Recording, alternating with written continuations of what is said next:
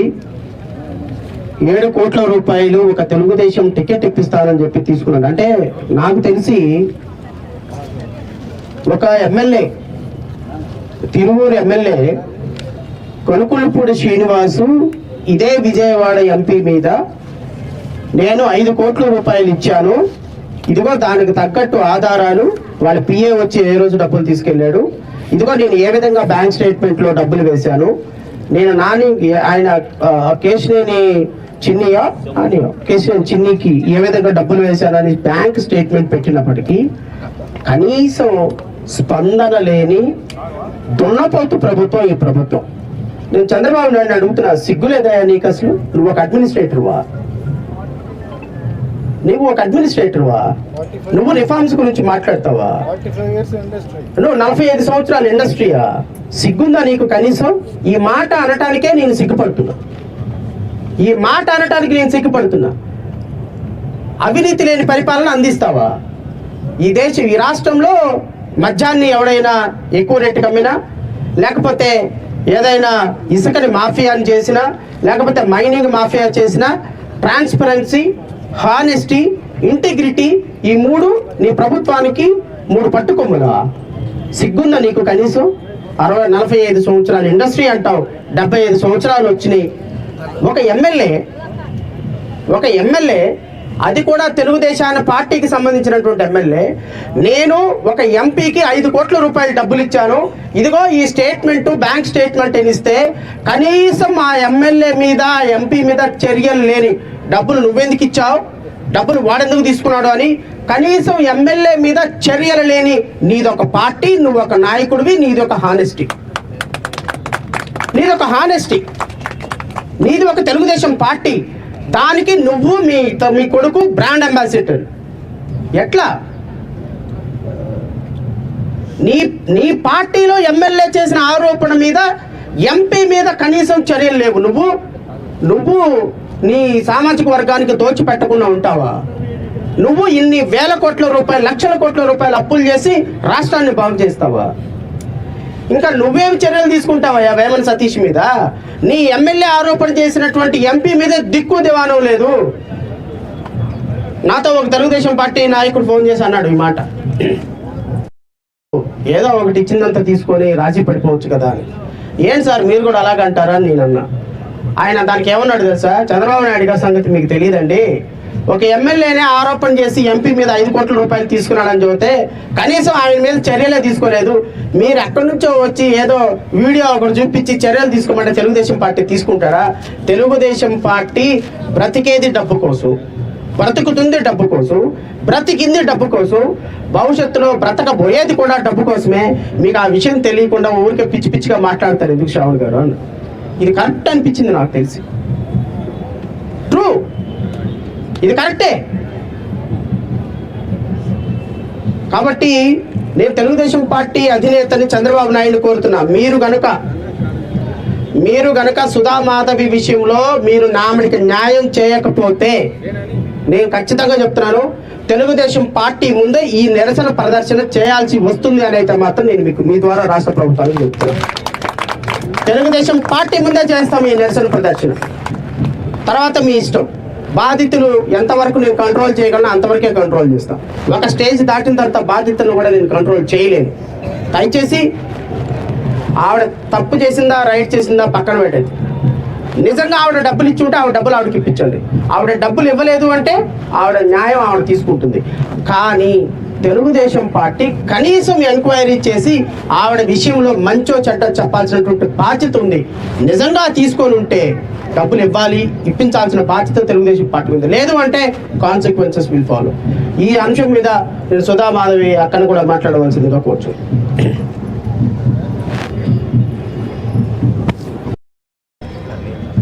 నేను బ్రతికున్నాను, ఇంతవరకు వచ్చినాను అంటే కేవలం శ్రావణ్ గారు దయవల్లే. నేను చెప్పాలనుకున్నది ఏంటంటే ఇన్ని రోజులైనా దగ్గర నెల అవుతున్నా కూడా నాకు ఏ మాత్రం ఎక్కడి నుండి ఏ సహాయం రాలేదు. దయచేసి వేమన సతీష్ గారు నా దగ్గర తీసుకున్న 7 కోట్లు మాకు దయచేసి ఇప్పియాలని చంద్రబాబు నాయుడు సార్ గారిని, లోకేష్ సార్ గారిని, పవన్ కళ్యాణ్ సార్ గారిని ఇంకా కూడా భంగపడుకుంటూ భంగపడుతున్నాను, ఇంతకు ముందు కూడా భంగపడుతున్నాను, ఇంకా భంగపడుకుంటున్నాను. వేమన సతీష్ గారిని కూడా దగ్గర సంవత్సరం, 1.5 సంవత్సరం, 2 ఏళ్ల దాకా కూడా ఇదే విధంగా భంగపడుకుంటూనే మెసేజ్లు పెట్టుకుంటూ, ఫోన్ వాయిస్ మెసేజ్ పెడుతూ, ఫోన్లు చేసుకుంటూ ఇదే విధంగా భంగపడుకుంటున్నా. ఏ రోజు కూడా ఎన్నను కూడా నేను రేషుగా మాట్లాడలేదు. రేషుగా మా డబ్బులు మాకు ఇమ్మని నేను అడగలేదు. ఎందుకంటే మేము తక్కువ కులం కదండి, గట్టిగా దర్బార్గా అడగలేంగా. అందుకని చెప్పేసి మేము ఎంతో వినయంగా అడుగుతున్నా కూడా అతని పక్క నుంచి ఏ మాత్రం రెస్పాన్స్ లేదు. కనీసం వీడియో ముందుకు వస్తేనన్నా మాకు ఏదైనా సాయం వస్తుంది, న్యాయం జరుగుతుంది అనుకుంటే మమ్మల్ని కూడా కిడ్నాపులు చేయడము, కేసులు పెట్టడము, ఈ విధంగా మమ్మల్ని టార్చర్ పెడుతున్నారు. దయచేసి ఇంకా కూడా చెప్తున్నాను సార్, మీకు చంద్రబాబు నాయుడు సార్ గారు, లోకేష్ సార్ గారు, పవన్ కళ్యాణ్ సార్ గారు, మీ కులమని మీ కులాన్ని వెనకేసుకొని రావద్దు సార్.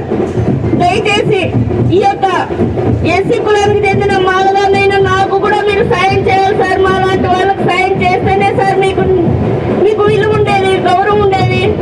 మీ కులాన్ని వెనకపేసుకొని మీ కులాన్ని అన్యాయం చేసినా, మా లాంటి వాళ్ళ దగ్గర కోట్లు డబ్బులతో చేసినా వాళ్ళ పక్కనే మీరు వస్తారు పలకరని నేను ఇప్పటికీ నమ్ముతున్నాను సార్. చాలా మంది చెప్తున్నారు అతను కూడా నాయుడు కాబట్టి అతని కాడి నుంచి మీకు డబ్బులు రావంటున్నారు సార్.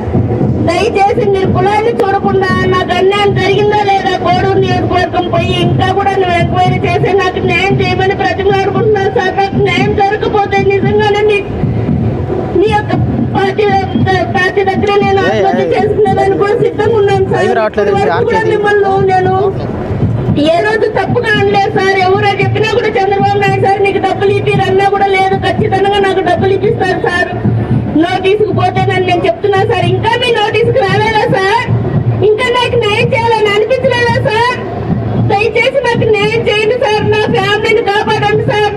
వేమన సతీష్ ద్వారా మాకు ప్రాణ రక్షణ దయచేసి మా డబ్బులు మాకు ఇప్పించమని ఈ వీడియో ముందర అంబేద్కర్ సార్ ఎదుట మీకు విన్నవించుకుంటున్నాను సార్. దయచేసి నాకు సాయం చేయండి సార్, న్యాయం చేయండి సార్ ప్లీజ్.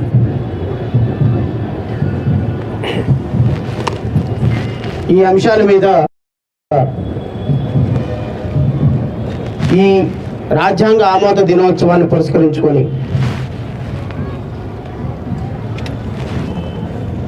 రాజ్యాంగంలో ఉన్నటువంటి హక్కుల గురించి మాట్లాడటానికి, అంటే బాధితులు మాట్లాడబోయే ముందుగా ఎవరైనా ఇక్కడికి వచ్చి మీకు సంబంధించినటువంటి అంశాలు మాట్లాడాలి, అంబేద్కర్ గారి విగ్రహం సాక్షిగా ఈ బాధితులకు జరుగుతున్నటువంటి అన్యాయాన్ని ప్రపంచానికి తెలియజేసే విధంగా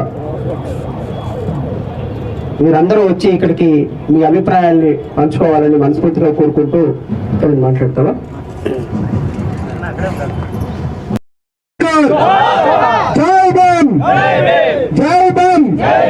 న్యాయం జరగాలి చూడాలి ప్రీతికి, న్యాయం జరగాలి చూడాలి ప్రీతికి, న్యాయం జరగాలి చూడాలి ప్రీతికి. డౌన్ డౌన్ కూటమి ప్రభుత్వం. మిత్రులకు నమస్తే. ఈరోజు మిత్రులు గౌరవనీయులు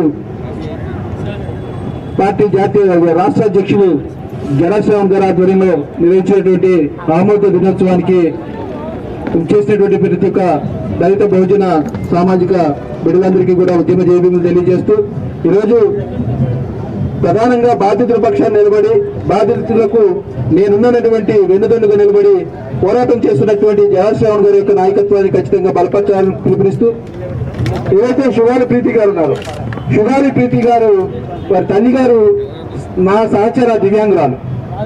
నేను వారి దివ్యాంగురాలని తెలిసి చాలా బాధపడ్డాను. ఈ వేదిక ద్వారా ఈ రాష్ట్రంలో ఉన్నటువంటి డిప్యూటీ సీఎం పవన్ కళ్యాణ్ గారిని ఒకటి అడుగుతా ఉన్నాను. ఆయన ప్రచారానికి వచ్చినప్పుడు షుగారి ప్రీతి గారి అంశాన్ని గట్టిగా నొక్కి మాట్లాడుతూ, ఈ రాష్ట్రంలో జగన్మోహన్ రెడ్డి గారికి చిన్న రాయి తగిలితే రాష్ట్రం మొత్తం అతలాకుతలం అయిపోతుంది, ఎందుకు ఇంత బాధపడుతున్నారు? ఆనాడు గిరిజన బిడ్డ షుగాలి ప్రీతికి అన్యాయం జరిగితే మీరు మాట్లాడరా? నేను వచ్చాక ఖచ్చితంగా షుగాలి ప్రీతికి మొట్టమొదటిగా కూర్చోబెట్టుకుని న్యాయం చేస్తానట్టు మాట్లాడినటువంటి పవన్ కళ్యాణ్ గారిని ప్రశ్నిస్తా ఉన్నాం. సాటి దివ్యాంగుడుగా నేను ఈరోజు ఖచ్చితంగా షుగాలి ప్రీతి గారికి న్యాయం జరగాలి. మా వంతుగా మా రాష్ట్ర వ్యాప్తంగా ఉన్నటువంటి దివ్యాంగులందరూ కూడా షుగాలి ప్రీతి గారు తల్లి గారు ఏదైతే పోరాటం చేస్తున్నారో ఆ పోరాటానికి బేషరతుగా మద్దతు తెలియజేసి ఖచ్చితంగా వారు భవిష్యత్తులో చేపట్టబోయేటటువంటి వీల్ చైర్ ర్యాలీకి సంఘీభావం తెలియజేస్తామని చెప్పి అదేవిధంగా నిన్నగాక మొన్న రీసెంట్ గా కూడా ఏదైతే గుంటూరులో ఉన్నటువంటి జనసేన పార్టీకి సంబంధించిన నాయకులు మాట్లాడారు. ఏకవచనంతో దివ్యాంగులైనటువంటి పార్వతి గారిని మాట్లాడారు. ఆ బిడ్డకు జరిగినటువంటి అన్యాయాన్ని ప్రశ్నిస్తా ఉంటుంటే ఆ ప్రశ్నించేటువంటి తత్వం వారికి నచ్చక కబర్తాలని చెప్పేసి ఆ తల్లి గారిని భయపెట్టేటువంటి పరిస్థితులు తీసుకొస్తా ఉన్నారు. మేము ఒకటే చెప్తా ఉన్నాం, కూటమి ప్రభుత్వం ఉన్నటువంటి జనసేనాని ఒకటే అడుగుతున్నాం, మీరు జనసేనలో దివ్యాంగులందరినీ కూర్చోబెట్టి ప్రజావాణి పెట్టి దివ్యాంగుల సమస్యలు పరిష్కరిస్తామని చెప్పేసి తెలియజేశారు కదా. మరి నా సాటి దివ్యాంగురాలు ఈరోజు తల్లికి బిడ్డకు జరిగినటువంటి అన్యాయం గురించి ప్రశ్నిస్తా ఉంది, మీరు సమాధానం చెప్పరా అని చెప్పేసి ప్రశ్నిస్తా ఉన్నాం. ఖచ్చితంగా జగన్ గారి ఆధ్వర్యంలో ఏదైతే దివ్యాంగులందరూ కూడా రాష్ట్ర వ్యాప్తంగా షుగర్ ప్రీతి గారి తల్లికి న్యాయం జరిగే వరకు కూడా సంఘీభావం తెలియజేస్తామని తెలియజేస్తూ అవకాశం ఇచ్చిన పెద్దలకి జై భీమ్ తెలియజేస్తా ఉన్నాం. జై భీమ్. ఎక్కడన్నా రావాల్సిందిగా కోరుచున్నా. ఇంకెవరైనా బాధితులకి బాధ్యతగా మాట్లాడే వాళ్ళు ఉంటే ఖచ్చితంగా మీరందరూ వచ్చి బాధితుల కోసం మాట్లాడవలసిందిగా కోరుచున్నా. ఎందుకంటే మన దీక్ష సాయంత్రం వరకు కొనసాగుతుంది కాబట్టి ఖచ్చితంగా బాధితులందరికీ కూడా మనందరి భరోసా ఉంటే వాళ్ళు చాలా సంతోషంగా బాధితులు అనేటువంటి వాళ్ళకి ఇదిగో మాకు ఇంతమంది మాతో ఉన్నారు అనేటువంటి ఒక నమ్మకం వాళ్ళకి కలుగుతుంది. కాబట్టి ఖచ్చితంగా బాధితుల కోసం మీరందరూ కూడా మాట్లాడాలి, వాళ్ళకి మనోధైర్యాన్ని ఇవ్వాలి. మేమందరం మీతో ఉన్నామమ్మా అని చెప్పేటువంటి ఒక అంశాన్ని మీరందరూ కూడా స్పష్టత చేయాలని మనస్ఫూర్తిగా కోరుకుంటున్నా. ప్రతి ఒక్కళ్ళు మన మనసులో ఉన్నటువంటి బాధని బాధితులకు భరోసాగా మేము ఉన్నాం చెల్లి, మేము ఉన్నాం అక్క, నీకేం కంగారు లేదు, మేము చేస్తామని చెప్పేటువంటి విధంగా మీరు అందరూ కూడా వాళ్ళకి ఒక మంచి భరోసాని వాళ్ళని మనస్ఫూర్తిగా కోరుకుంటున్నా.